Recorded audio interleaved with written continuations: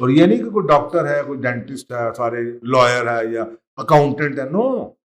ये वो लोग भी हैं इनके अंदर जो कि घरों में सेंट्री का काम करते। मिलियनियर बनने के लिए अकेला प्रोफेशनल होना, अकेला होना, दैट इज मोर प्रॉफिटेबल। तो it's not about the money you make, it is about the money you keep. पढ़ाया कुछ और जा रहा है, it's the money you make which gives you style. अगर आप अपने सालाना खराजात के 25 सालों की तनख्वाह इकट्ठी कर लें तो you can become financially free और सारी जिंदगी आप खा सकते।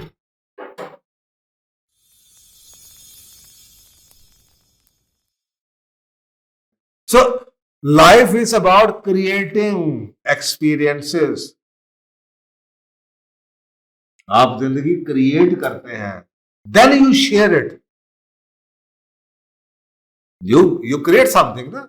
ये तो नहीं कि आपने आज सुना, आपने कहा अच्छा यार ऐसा हो सकता है, तो फिर तो 36,000 क्वेश्चन हैं। लेकिन जब आपने खुद किया हुआ है तो फिर आपको तो सवालों से तो इश्यू नहीं है, because you have done it yourself. जो मर्जी सवाल पूछें आप। So in a nutshell, it is from moving away from active income to the passive income. Active income उसे कहते हैं जो आपकी मंथली तनख्वाह आ रही है, बिजनेस से आ रही है। पैसिव इनकम उसे कहते हैं नेट से आ रही है, यूट्यूब से आ रही है, टीचिंग कर दी, कोई घर किराए पे दिया उससे आ रही है, जिसके लिए आपको खुद एक्टिव इन्वॉल्व नहीं होना पड़ता। So the time is you have the time. आपको सुबह 9 to 5 जॉब नहीं करनी, आपने ऐसा सिस्टम बना लिया, आपकी इन्वेस्टमेंट कमा रही है और आपको पैसे मिल रहे। बिजनेस में इन्वेस्ट कर दिया, स्टॉक्स में, वो आगे जाके बात करेंगे किस में इन्वेस्ट करें, क्या फायदे हैं, क्या नुकसान है। लेकिन मैं आपको नटशेल उसकी समरी बता रहा हूं कि ये होता कैसे है। Number 2, it is about cutting expenses and pursuing aggressive savings up to 60% of your annual income.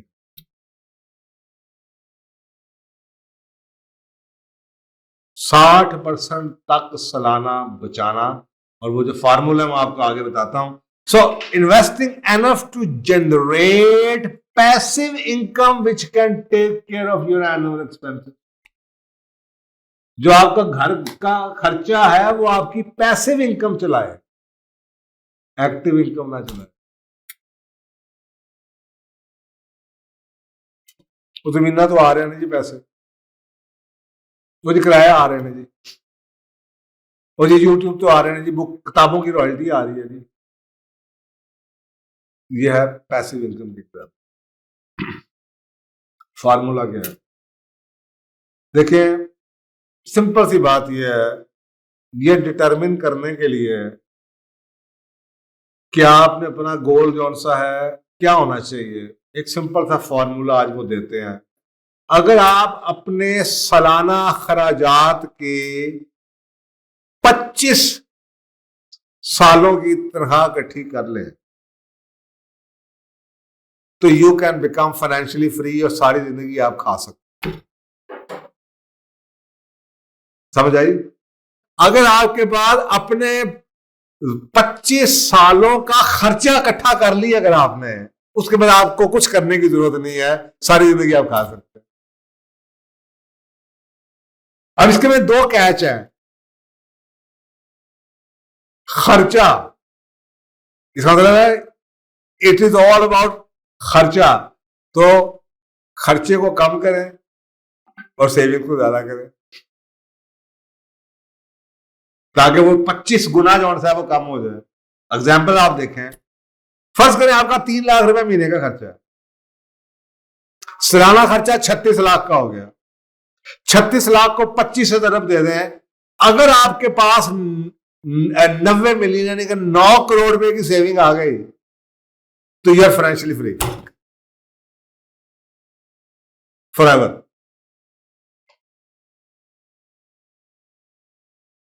लेकिन एक तरफ अगर आपने खर्चा ही 10 लाख पे रखा हुआ है तो इसका मतलब है कि नहरी केस आपको खर्चों को कम करना है। तो एक बंदा जो लाखों रुपया कमा रहा है, लाखों खर्च कर रहा है, ही इज नॉट फ्री। मैं अक्सर कहता हूं, मैंने फैक्ट्री वालों को डिप्रेशन में मरते हुए देखा, जिनके टर्नओवर जॉन से हैं 250-200 मिलियन महीने के टर्नओवर है, उनका अगर किस्त रुक जाए, पैसे रुक जाएं, बैंक के ऊपर एफबीआर वाले 1 महीने के लिए बैंक का अकाउंट रोक दें किसी टैक्स नोटिस की वजह से, तो तनख्वाहें नहीं दे रहे, तो डिप्रेशन में मर जाते हैं। जबकि नाम लेने को 200 मिलियन का टर्नओवर है, उनके खर्चे उतने। तो ऐसे उसको सर में मार दे ऐसी कमाई को। तो it's not about the money you make, it is about the money you keep। पढ़ाया कुछ और जा रहा है, it's the money you make which gives you style। aha, no, I'm not stupid enough that I make money and give you back। my money is only that money which I keep। तो मैं इसे कह रहा हूं, you have to be smarter than them। so मैंने इसलिए कहा कि मैं होमवर्क पूरा करके बात करता हूँ। मुझे आदत नहीं है उन चीजों की कि जी भाई मुझे पता है ये सिस्टम सोशल, इसका क्या कॉन्सिक्वेंसेस है, इसके रिलीजियस क्या है, इसके लीगल क्या है, इकोनॉमिक इसके क्या इश्यूज, मैं सबको हैंडल कर। It is very much possible, it is working, but for those, वो कहते हैं ना सब कुछ है, लेकिन उनके लिए अल्लाह कहता है जो अकल वाले हैं, जो आंखों वाले हैं। नहीं तो कुछ सारी मेजॉरिटी लोग हैं जिनकी आंखें हैं देखती नहीं, जिनके कान हैं सुनते नहीं। तो मेजॉरिटी तो ऐसे लोगों की टगों की है। But it is very much possible, but लेकिन पॉसिबल उसी वक्त है कि आप उस सिस्टम से, जितने उन्होंने आपके लिए बैरियर्स क्रिएट किए हैं, उस बैरियर को तोड़ें। खाली इकोनॉमिकली आप नहीं अपने खर्चों को कम कर पाएंगे जब तक वो सिस्टम के साथ चिपके रहेंगे। इनको इतना मसरूफ रखो, अल्लामा इकबाल इसके बारे में बड़े खूबसूरत शेर कहें, इनको ऐसा मसरूफ रखो कि इन्हें सोचने समझने का टाइम ही नहीं। ये फार्मूला देखें काम कैसे करता है। मंथली एक्सपेंसेस 3 लाख रुपया, एनुअल एक्सपेंसेस 36 लाख रुपया, 25 अरब दे दें, सेविंग आपने 9 करोड़ की कर ली। अब आप देखिएगा जरा, 9 करोड़ की सेविंग पे बड़ा कंजर्वेटिव 10% अगर आपको रिटर्न मिले तो ये बनता है 90 लाख रुपया सालाना। जबकि आपके खर्चे 36 लाख रुपया सालाना, विच बिकम्स 4%। इसलिए हम इसको 4% रूल कहते हैं। क्या कहते हैं? 4%। 4% आपने इसमें से ड्रॉ कर लिए और बाकी 6% अपने एनुअल रिटर्न का, पैसिव इनकम का दोबारा इन्वेस्ट कर दिया। सो 90 लाख रुपए आपको मुफ्त में आ गया, 36 लाख रुपए आपने घर के लिए रख लिए, 54 लाख रुपए आपने दोबारा जाके अपने सीड मनी बढ़ा दी। Does it make sense? 90 lakh रुपए आपको 10% के हिसाब से उस पर इनकम हुई है, 36 लाख रुपए आपने उसमें से अपने घर का खर्चा जो शुरू में लिखा है वो निकाल लिया, बाकी 54 लाख रुपए आपके हाथ में फिर भी बच गए। वो जो 54 लाख रुपया है वो महंगाई के खर्चे में, कोई मुसीबत आ जाए, कोई बच्चों की पढ़ाई या री इन्वेस्टमेंट के लिए आपके पास फिर भी 6% एक्स्ट्रा बचा। अब ये स्टेब्लिश हो चुका है, ये पढ़ाया जा रहा है, ये अब लिखा जा रहा है, ये फाइनेंस की किताबों में आ रहा है, ये इसके ऊपर कम्युनिटीज बिल्ड हो रही हैं। सो सेविंग रेट कितना चाहिए? अब आप ये सोचें, ये बड़ा आपको इंटरेस्टिंग बात बताने लगा। अगर आप 10% सिर्फ बचाते हैं तो क्या इसका मतलब है 9 साल काम करना पड़ेगा 1 साल के खर्चों के लिए। यही मतलब है ना। अगर आप 75% ब्याज हैं, दैट मीन्स कि 4 महीने के काम से आप 1 साल गुजारा कर सकते। अब ये मैं आपको अपने जो असेसमेंट एनालिसिस मैं आपको बताना चाह रहा हूं कि ये जितने ही बढ़ा रहे हैं इसके फायदे क्या है। आपको सोचे ना 4 महीने काम किया 8 महीने है मतलब, अब ये एक परसेंटेज आपके पास, इसको आप कैसे प्ले करते हैं वो आपकी मर्जी है कि आप हर साल ही 8 महीने काम ना करें या आप 15 साल काम करने के बाद कहीं होना के लिए 25 साल नहीं करना, वो दैट इज डिफरेंट, वो आपकी चॉइस है। लेकिन ये आप ये करता है।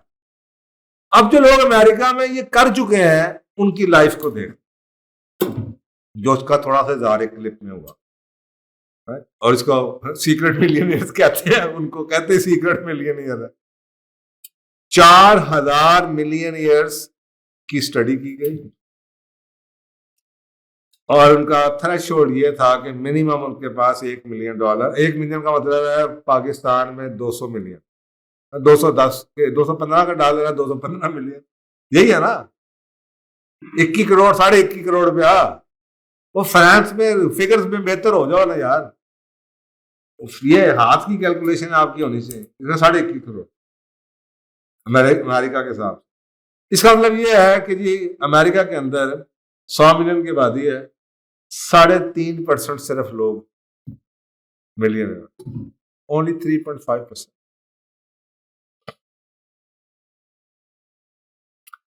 There has been more personal wealth in America than there is today. Over $22 trillion 1996 में वेल्थ थी, आज पता नहीं कितने कहां तक है। Yet most Americans are not wealthy. Nearly 1/2 of this wealth is owned by 3.5% millionaires. ये 35 लाख बंदा वो है जिनके पास 80-85% अमेरिका की 100 मिलियन की आबादी की वेल्थ। बड़ा great position to be in. 3.5%।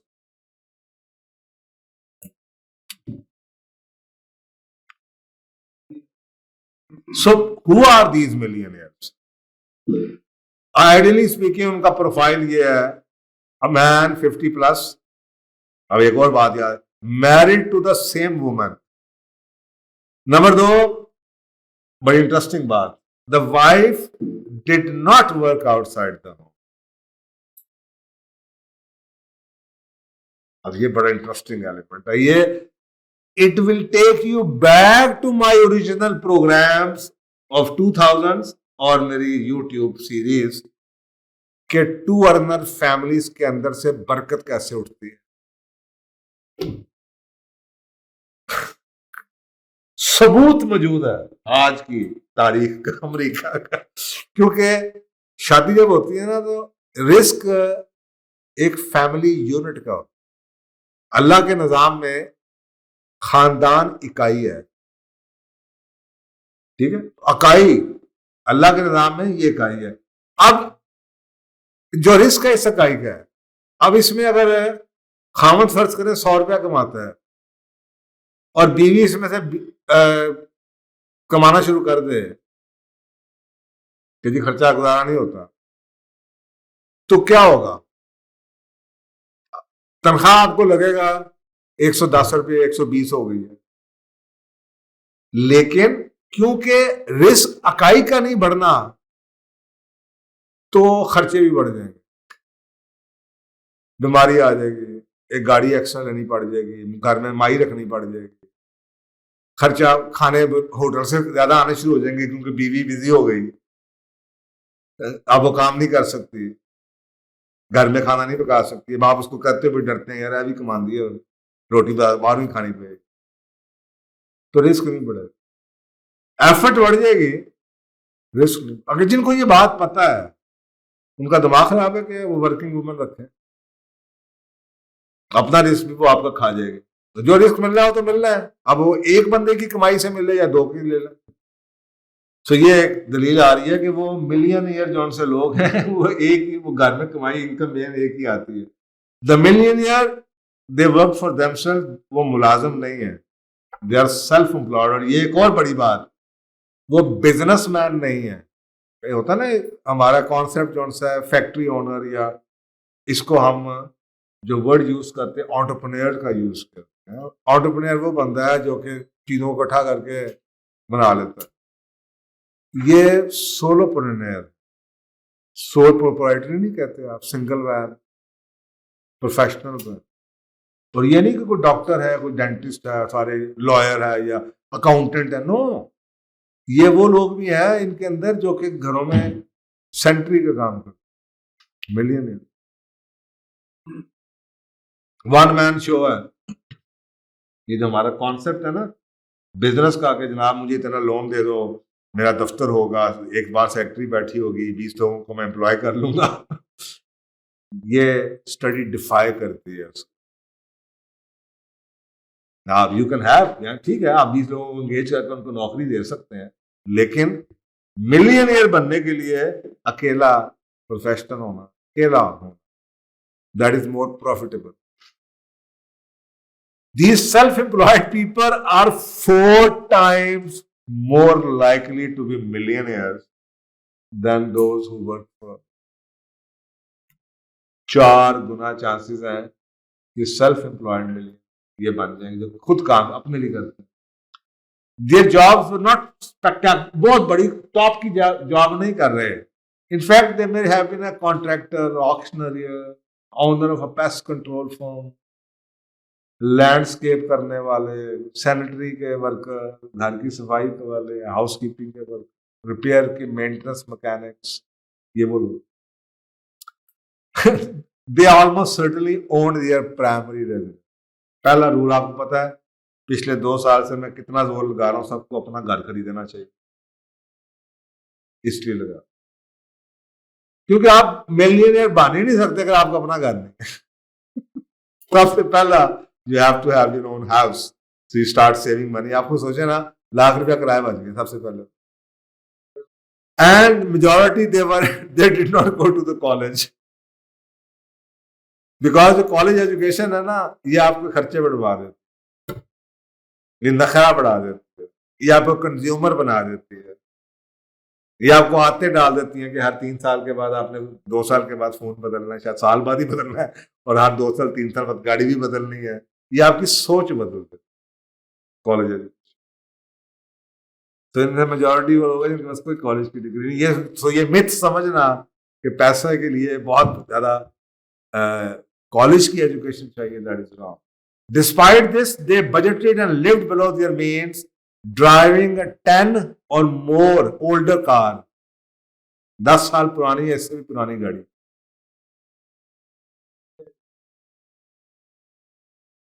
and saving up to 50% of their annual income। कहते हैं हर चीज की कीमत होती है। अगर आपको पता चल गया फ्रीडम है क्या, तो इसकी कोई कीमत होगी कि नहीं होगी भाई। जिंदगी के 10 साल अगर कुर्बान करके वो 60 साल की फ्रीडम मिलती है तो क्या घाटे का सौदा है।